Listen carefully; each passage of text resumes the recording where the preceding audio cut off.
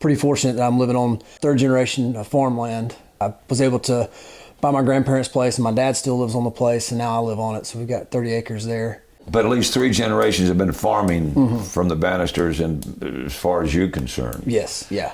And then the dairy farm obviously went out of business. Right, yeah. And so now, then what did they transition to? My grandfather raised cows and then crops and cotton. That was a big thing for him, and he kind of phased out the beef cows and stuck to cotton, corn, croplands. And then my dad got into horses, and that's what kind of led me into where I'm at today. And tell me about your experience at BHP. Great experience. I was a wrestler for 15 years there. Started out when I was really young. Really enjoyed my time doing that, and then fell in love with rodeoing and roping. I started roping as a kid, and then started competing in the High School Rodeo Association, and then that allowed me to do some other things while I was at BHP, and they kind of worked with me on my schedule because back then it wasn't a big thing. It was fairly new to a lot of the school districts to see rodeo and be part of kind of a athletic standpoint. You said growing up as a young kid you were roping. Your earliest recollection of what you were roping when you first started swinging that lariat? Dogs. We had some pretty big Catahoula leopards that I remember chasing around. My dad didn't like it too much, but that was the only thing that moved. So, and then me and my brother kind of roped each other. So of course, yeah. Your first competition in rodeo in high school, is that when it started? Right before high school, so I guess I was probably 14. Went to a team roping over in North Georgia, and it was a $50 entry fee, and it was a round robin where everybody kind of gets up with everybody, and I won third place in it, and I won $50. So you broke even, except for the gas that it took you to get over there. Yeah, lucky that my dad was paying for it at the time, so he let me keep the $50. Found various partners throughout the year. In team roping, you can pick partners, but then there's a lot of associations that you go to where you can draw partners as well. So it's kind of everybody knows everybody, kind of ropes everybody, here and there. But then I've also got a partner now that we've traveled pretty hard with. And do you remember the first time you got on a real live bull? I do. When you put your hand in that bull rope, you can feel the power and the muscle of the bull, which is something that's very different. And they go from sitting still in the chute to when you nod and they turn out and take that first jump, that you can feel just everything in your hand. It's kind of unexplainable. I rode bulls probably 3 years. So When'd you break? Long. I hurt my back really bad when I was riding bulls, and that's what kind of made my exit. I rode long enough in high school to win a buckle, and what they call the Jason Shugart Memorial Buckle, which is given to the cowboy that works, the highest placing cowboy that works both ends of the arena. So you've got the timed event side, which is like the roping, and then you've got the rough stock side, the bucking side.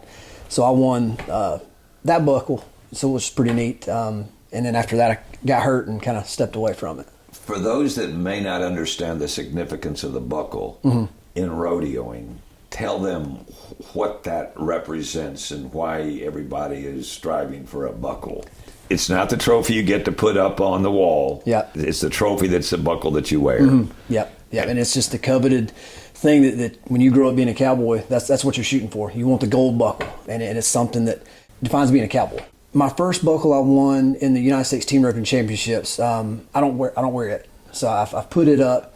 And then my first buckle that I got I qualified for the National High School Finals out in Gillette, Wyoming, 2 years. In the first year that I went out there, I decided not to use that buckle. I was kind of just a keepsake, keep them nice, because we wear them day in and day out. Yeah. So whether I'm working horses or working cows or feeding horses, it's getting rubbed up against panels, and so they get worn. And, so try to keep those that are more of a keepsake. The first time you traveled any distance to compete would have been, what was that first trip? I guess the first big trip, I went down to Perry, Georgia in high school for the Southern States Showdown. They've got about 10 different states that come down to that deal. It was pretty fun. It's a 5-hour trip. So that was the biggest, as far as my first time. And then I was fortunate to qualify for the National High School Finals, as I was saying, later that year, and we traveled to Gillette, Wyoming. It comes time to find an occupation that's going to pay you to do your rodeo. So what do you end up doing? So I took a job in healthcare, medical equipment. So I worked for a local company there in Anderson, Bryant Pharmacy, and done DME, or durable medical equipment, done sales and service for them. I've just kind of progressed in the medical field. I went and started managing a DME company. Then and I went DME on, stands for what? Durable medical equipment. So it's your hospital beds, your oxygen, your CPAPs, things of that nature. So I was in that industry for a long time. And then about 7 years ago, I kind of took a chance and seen a job posting for a family practice office management position down in Greenwood, which is real rewarding because I get to help patients, but then also am on the operational side of things. So I'm doing the back work and helping staff and keeping staff trained and educated, and so getting to see both sides of the business is really nice. Had that fire get back in me about probably 4 years. Decided I want to try my hand at riding bucking horses. So what's the difference between a bucking horse and a bucking bull? The event that I was in was saddle bronc riding. So you've got a saddle just basically like you would on any other horse, and then they turn the horse out, and it's scored on how hard the horse bucks and how good you ride him. And still you're trying to stay on for 8 seconds. Stay on for 8 seconds, correct. Right. Yeah. I had what they call rookie luck. You always draw some of the toughest horses, some of the rankest horses your rookie year. Do you really? That's something about it. And so I was going to a big rodeo down in Athens, Georgia. It's a lot of money added. I had a friend of mine that was a stock contractor say, hey, we're doing a high school deal in Gilbert. You want to come get on some practice horses? And I said, well, yeah, I can do that, the night before. So I went down there, got on a young horse, flipped over on me, going down the pen, flipped end over end, snapped my leg in half. I looked down and my foot was kind of facing the wrong way. And so I kind of waved for the guys to come, and so they had to take me out on a stretcher, and ended up having a rod. I've got 4 screws and a rod down my leg. Spent 3 nights in the hospital.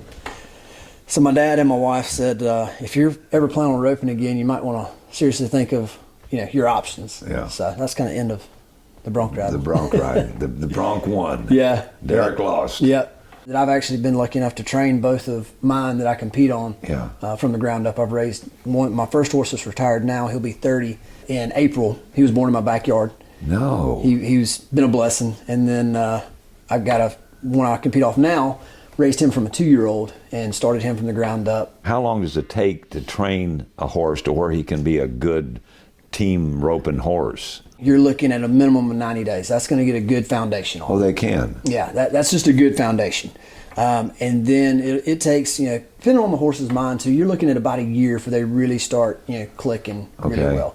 And it can be earlier, but you'll notice when you start a young horse that they'll be good for a little bit, but you'll notice there'll be little quirks that, let's say they don't leave as hard they should have one round, or they kind of what we call blow by the corner. When the steer turns to the left, he might not turn in quick enough. You'll notice those little things on what we call green horse, or a newly started horse. So it takes about a year for them to really, I'd say a year, to really get focused in. What is it like to be on a horse that does everything right and you score well?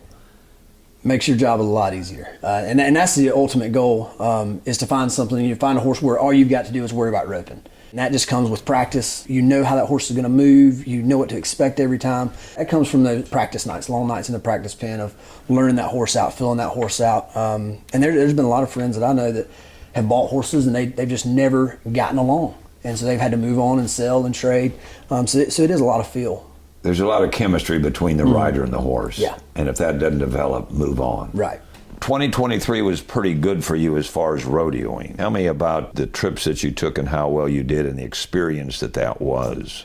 Yeah, me and he's actually my neighbor, lives across the road from me. We partnered up here the past couple of years. We've decided to kind of take it a step further and really try to get good, get consistent. So we started looking and wanting to go out to Fort Worth, Texas for the United States Team Roping Championships, which is USTRC for short, out in Fort Worth. We started practicing really hard. Had a good, I'd say, spring run. I was fortunate enough to win a saddle, South Carolina Championships, which is through the USTRC. And winning a saddle is, kind of one of the goals every year. Yeah. And then so we took off in April, drove out to Fort Worth. That was our first big time at something like that. Had a really good showing. Didn't win any money, but really enjoyed just the experience to go out there. And hopefully, we're going to try it again next year. This year. You have to qualify to be invited out there? So the USTRC, no, but the World Series in which we went to this year, it's a qualifier. Okay. The World Series Team Roping Championships is another division, and they put on some of the biggest team ropings in the world. And then their World Series finale, which they have at the end of the year in December in Las Vegas, is the largest team roping in the world and the largest payout. But you got to work your way to that competition. Yeah. Yes, sir. You've got to qualify to those deals, and that comes from either your earnings in the World Series team ropings, and then you get discounted runs, things of that nature, that if you win, you get a qualified spot. So there's a couple of different ways to get qualified. So we were lucky and won team roping down in South Georgia, me and one of my other partners, and qualified that way. And then Chris and I had qualified through what they call a practice pin qualifier. Okay. Give us an idea of what it's like to take 2 horses, a trailer, a pickup, and 2 boys from Anderson County, South Carolina, all the way to Vegas. That was a trip of a lifetime. Is it really? Yeah. We actually, there's 3 of us. We had a buddy of ours that helped us drive out there and that we roped with. We left out Sunday night, and because we wanted to drive through the night that first leg, so we pushed pretty hard. The first leg of the trip, we drove 22 hours. But you stop every 6 hours to get the horses out. So we didn't on this trip. I like to go about 15. They can take a good little while because we're feeding them every stop. They've got a bucket of water, grain, or we done what they call alfalfa cubes. Okay. So it's alfalfa hay in a cube form, soak it in water, so they're getting water and food as they're traveling. So we stop. It's probably around every 6 or 8 hours, just to fuel up. We'll check them, see how they're eating, see how they're drinking. This trip in particular, we stopped at about 15 hours out in Oklahoma, got them out, let them walk around, graze a little bit, stretch their legs, then loaded back up on the trailer, and then headed out to Albuquerque, New Mexico. And we stayed overnight there. They have horse hotels. Pretty much you get into like Arkansas and further west, there's what they call horse hotels. Really? Yeah. So describe it. They have either a barn that's got multiple stalls or covered arenas or whatnot, and they rent them out to people that are traveling. So we called this sweet lady Peggy that had a covered arena in Albuquerque, New Mexico, and she was on the list, and so we paid her husband at the gate, and he had indoor stalls that we put him in, left him there for the night, and we went and got a hotel and went and picked him up the next day. When we crossed over into Nevada, and as you come across this big hill, you see the Las Vegas skyline. And that was probably the most surreal thing, and that's why I told our buddy. I said, "We're just 3 old guys from Belton, with a $400 horse that I trained myself, coming and roping with these guys that are, paying 20 to 30 to 40, 50,000. So it was really neat, and then to see the bright lights, staying right there at the South Point Hotel and Casino, it was amazing. So what was the competition like? I mean, this is the creme de la creme of the team roping across the country, right? Yeah. There were anywhere from 600 to 700 teams. So you're looking at 1,400 guys in each division. So there's different divisions based on your winnings and your skill level and things like that. But you're roping for 320,000 is one of the ropings that we were in. We didn't win it, but there again we roped really well. But it was pretty tough competition. But it's still a really great experience. The money out there is crazy. There's 320,000 be life changing. It's the start of a brand new year. So what are your goals for 2024? So first on the list is we're going to try to go back out to Fort Worth and have a good showing there. We are looking at starting to hit some of the actual rodeos, Southern Rodeo Association, and possibly looking at getting qualified for their finals in November. So those have kind of already started, and so we'll be rodeoing in Clemson coming up in February. Okay. If we are able to get qualified, we're going to shoot for Vegas again this year and hopefully come back with a big check. Well, it's a great experience, I know, and from somebody from Belton doing all that is pretty cool. Yeah.